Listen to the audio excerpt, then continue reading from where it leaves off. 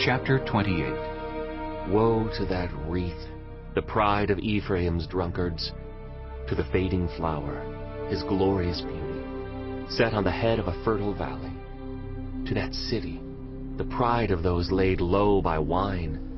See, the Lord has one who is powerful and strong, like a hailstorm and a destructive wind, like a driving rain and a flooding downpour.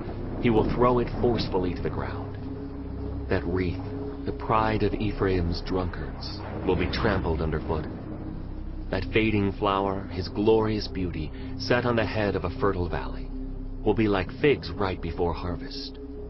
As soon as people see them and take them in hand, they swallow them. In that day, the Lord Almighty will be a glorious crown, a beautiful wreath, for the remnant of his people. He will be a spirit of justice to the one who sits in judgment, a source of strength to those who turn back the battle at the gate. And these also stagger from wine and reel from beer.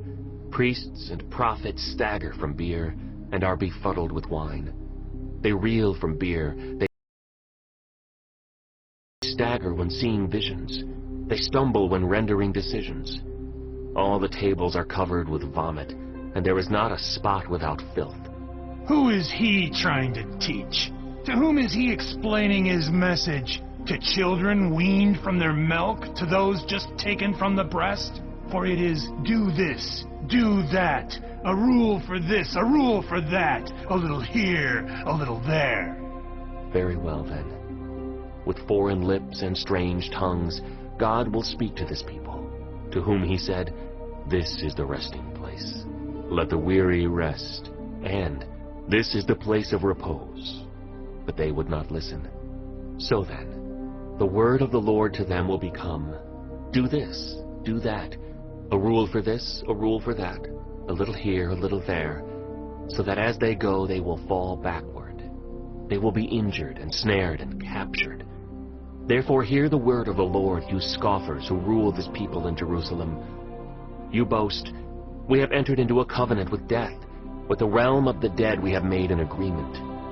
When an overwhelming scourge sweeps by, it cannot touch us. For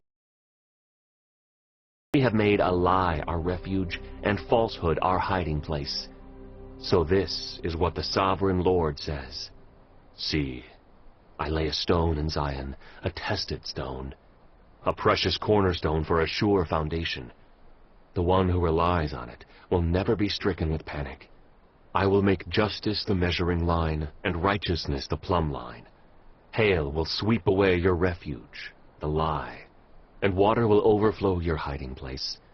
Your covenant with death will be annulled. Your agreement with the realm of the dead will not stand. When the overwhelming scourge sweeps by, you will be beaten down by it. As often as it comes, it will carry you away. Morning after morning, by day and by night, it will sweep through. The understanding of this message will bring sheer terror. The bed is too short to stretch out on, the blanket too narrow to wrap around you. The Lord will rise up as he did at Mount Perazim.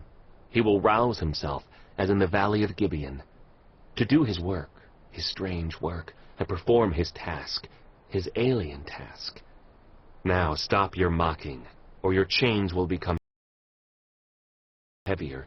The Lord Almighty has told me of the destruction decreed against the whole land. Listen and hear my voice.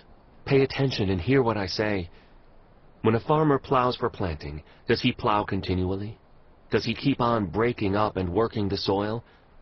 When he has leveled the surface, does he not sow caraway and scatter cumin?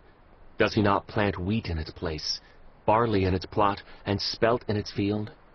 His God instructs him and teaches him the right way. Caraway is not threshed with a sledge, nor is the wheel of a cart rolled over cumin. Caraway is beaten out with a rod, and cumin with a stick. Grain must be ground to make bread, so one does not go on threshing it forever. The wheels of a threshing cart may be rolled over it, but one does not use horses to grind grain. All this also comes from the Lord Almighty, whose plan is wonderful, whose wisdom is magnificent.